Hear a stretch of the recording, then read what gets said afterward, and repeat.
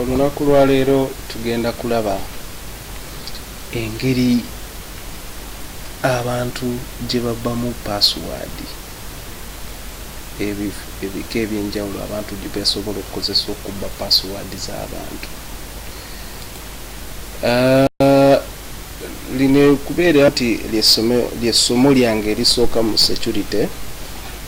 Mbakubiriza mwenna ekisooka nti ebintu byonna by'ogenda okuyiga wano obikozese okufuna emirimu nga mu security, oleme bikozesa against people oba mu bukyamu.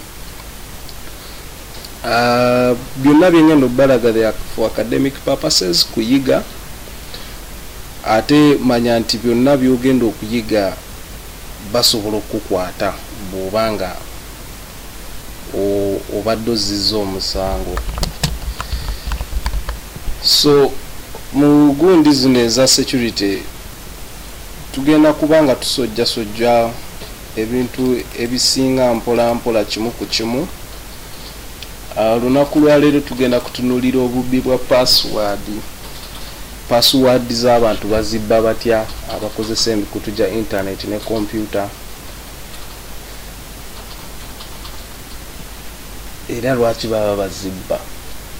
Abantu abamu bagamba nze sifaayo muntu kubba information yange, kiki nninako, kiki enkweka.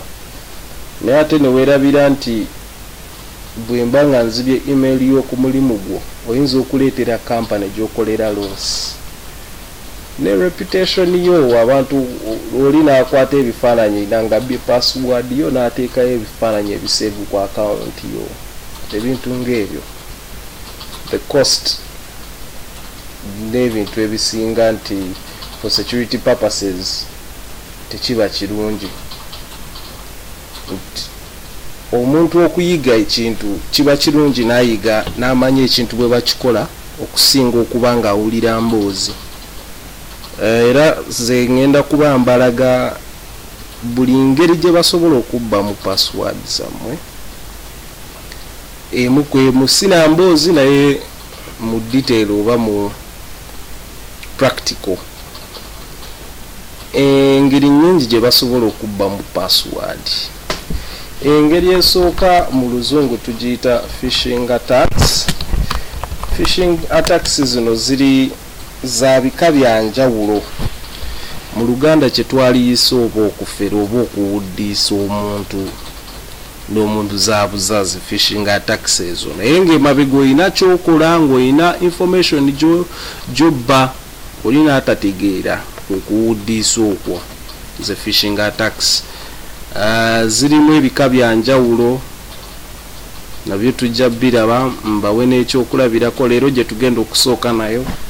Naye ng'omuntu asobola n'okubba password yo ku network gy'oliko bw'eba nga teri protected bulungi, nazo tujja ziraba. Omuntu asobola okubba password zo okuva ku database za system z'okozesa, katugambe bwaba hackinze Facebook. Naye tujja kulaba waliwo engeri endala kwegamba gye baprotectingamu ebintu naye nga byonna bisoboka. Waliwo n'engeri endala gye tuyita brute force, nga bw'ogamba nti abasajja boogedde bulungi nabo ne babagamba temwekalakaasa ne bagaana, awo poliisi neereeta brute force. Brute force eno yo ebiseera ebisinga nti oli akozesa katuulu, naddala ku bantu abakozesa password nyanguzi 1 2 3 ne kaba nga kasobola okugeesinga ne kalwaninga ya mirundi n'emirundi nga bwe kagezaako okugeesinga password y'omuntu gye tuyita brute force eyo. Kati era nga bwe tugambe leero tugenda tutandika ne phishing attacks. Phishing attacks ezo engeri bwe twagala nti zirimu ebika bya njawulo, leero tugenda kusooka ne gundi esinga obwangu ze bayita keyloggers. Keyloggers waliwo z'okusobola okukwata eziringa flash disk ne baziteeka mu kompyuta yo, kati nga buli ky'otayipinga oli agitaddemu akifuna, oba password oba kibulinga ky'otayipinga oli akifuna. kiloga zisobologa computer si computer yokaka bwe tuba twogera computer twogera ku masimu twogera ku tablet twogera ku buli kimu so oli bw'aba akuteze kiloga aba asobola okufuna information eyo gyakola kyayagala.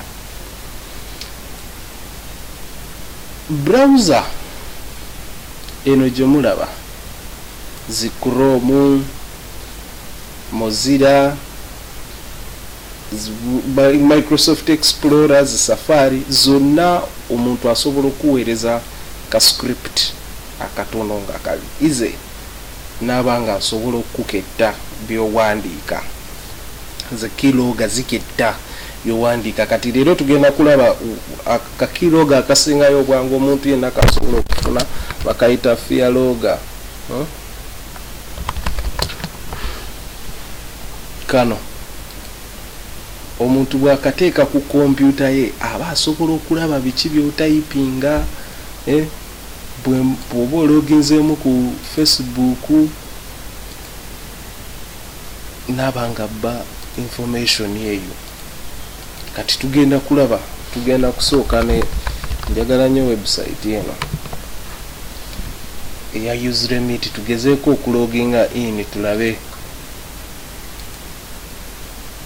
oba kana asobola okufuna information eyo. Ba omuntu bw'aba akakozesezza password yange ngenda gikyusa so temweyibaala nnyo. Omuntu bw'aba akakozesezza oba bw'aba alina kiloga zino waliwo ziri eziri sophisticated ng'esobola n'okukwata kati eno nze eri ku kompyuta yange ng'esobola n'okukwata information eyo gy'oba oyingiza ate temusavinganga nnyo gundi ezo mbu browser ekusavingire password yo lwakuba oli lazy oyagala ojje ologinge buloginzi tujja kulaba eyo maaso nayo information eyo gy'osavinga mu browser omuntu engeri gy'asobola ogijjayo n'agikozesa.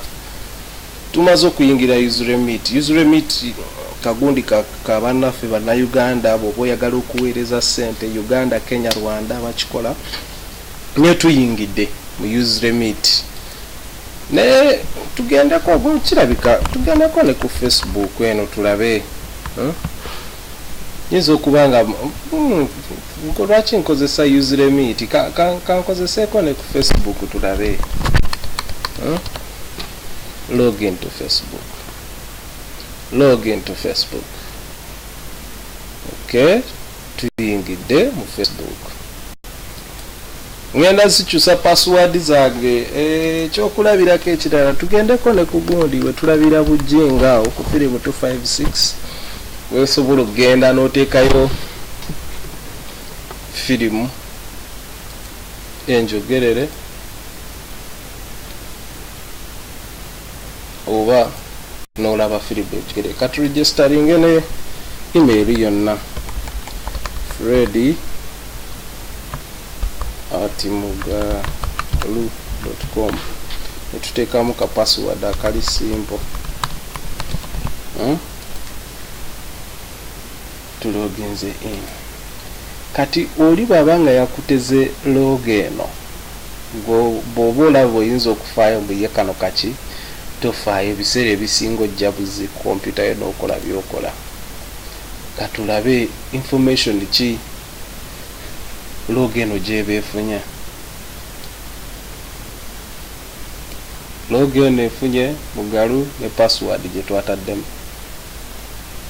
Facebook ne password gye twataddemu. Kati mwalabye Facebook yange automatically yabadde ne username so yafunye bufunyi ki password eno.